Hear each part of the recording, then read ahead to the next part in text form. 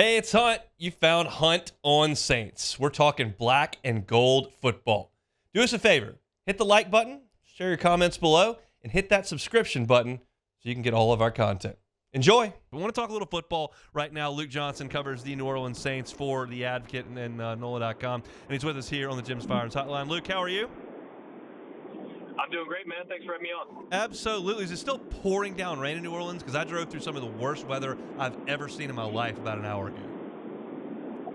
Thankfully, it has stopped because I'm on the road right now. The last thing I want to do, as much as I like you, Hunt, the last thing I want to do is talk to you. I'm fearing for my life because I can't see the road. No, I would not have been able to take a phone call during the 15 minutes that I drove through rain in the Kenner area this morning. It was not a doable situation. So glad to hear that things have cleared up just a bit. Let's talk some Saints OTAs. You've been out there over the last 10 days or so. A lot of talk about Trevor Penning and his move over to the right side. I realize that they're not throwing pads on and you're not seeing live reps, but what has been kind of the talk from Saints camp about that move over to the right side for Trevor Penning?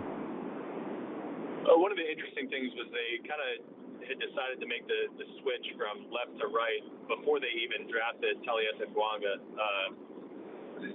So I think the whole idea for the Saints and the words that you keep hearing from them with regard to Trevor Penning is fresh start.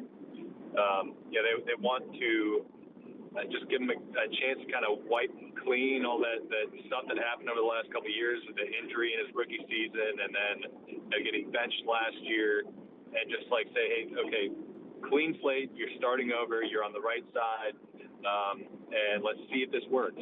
And if it works, it's going to be really good because, I mean, look, they might have 3 starters on this offensive line who are on their rookie contracts. That's really, really valuable if you can get it to work. But obviously, like, Trevor's got to play a lot better where you can count on him being a starter in the NFL at offensive level. So, I mean, a lot still remains to be seen, but I like the idea, and if it does work, it's going to be really good for them. How has he taken that decision? I think he's very open to the idea of playing right tackle.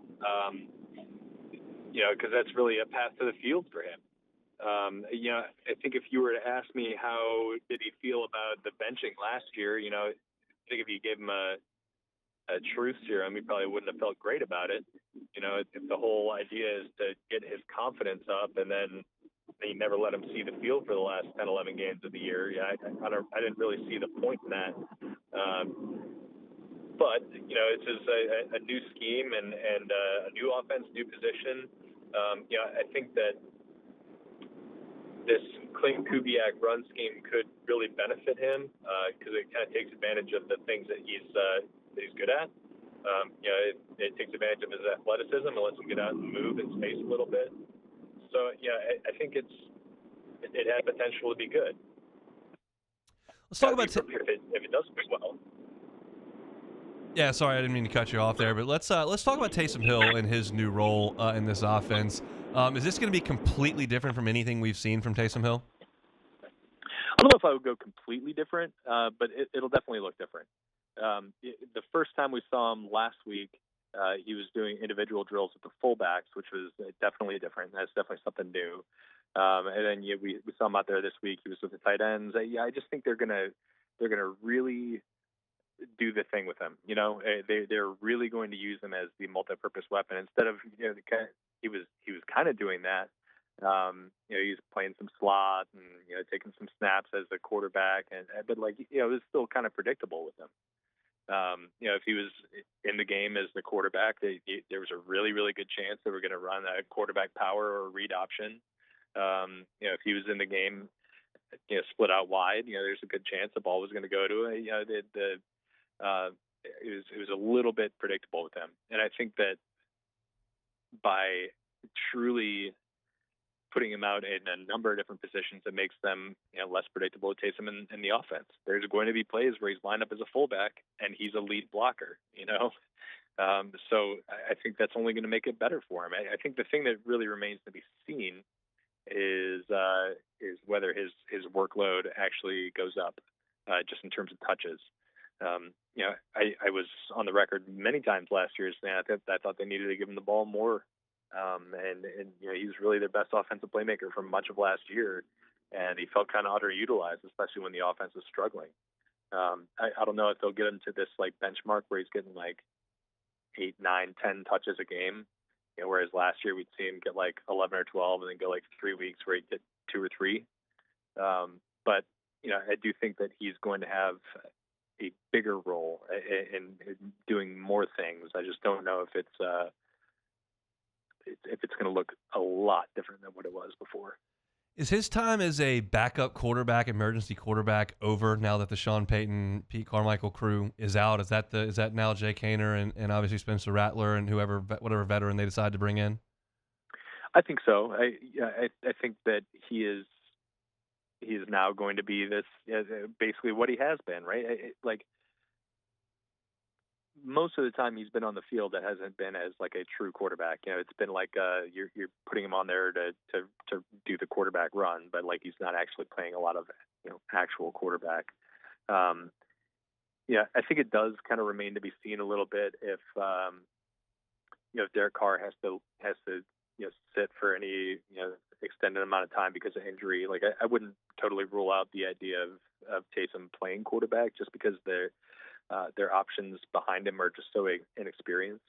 But I do think that like this new offense with Klint Kubiak is really just going to focus more on him as an offensive playmaker rather than like a quarterback who can do other things.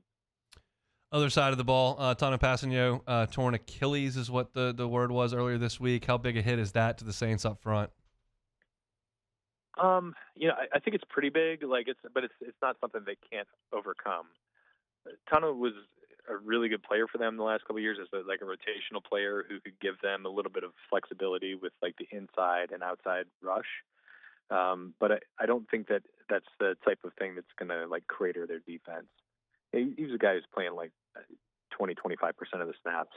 I think you're counting on one of Isaiah Foskey or Peyton Turner clicking. I think that was the hope even before Tano Passanio got hurt.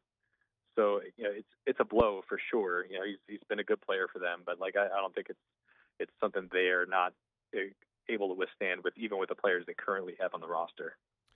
If you had to bet a crisp $5 bill on either Peyton Turner or Isaiah Foskey clicking, to use air quotes, which one would you pick?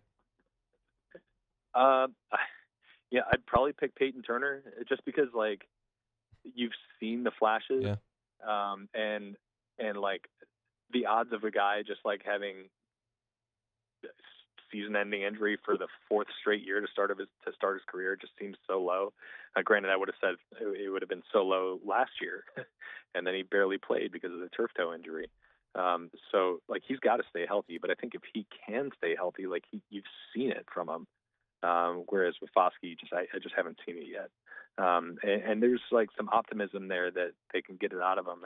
Dennis Allen had a really interesting quote where he said he just wants to see Foskey turn it loose and not play so mechanically. If they can get that out of him, maybe you can see some of the production that he had at Notre Dame. He was a really good college football player, but he just he looked overwhelmed from day one last year. They got to get more out of him there. But I think I feel more comfortable saying Peyton Turner is probably going to be a guy who's contributing this year, assuming he's going to be healthy, than I do with Foskey right now. He's on Twitter at @ByLukeJohnson for all your Saints info all year round. You can also catch him here every single Thursday. Luke, I know you got work to do. We'll let you get to it. Appreciate you making some time for us. My pleasure, man. Talk to you next week. Hey, it's on. Thanks for watching Hunt on Saints. Before you leave, help us out a little bit. Hit that like button, leave your comments in the section below, and hit that subscribe button so you get all our content right here from Hunt on Saints. We'll see you next time.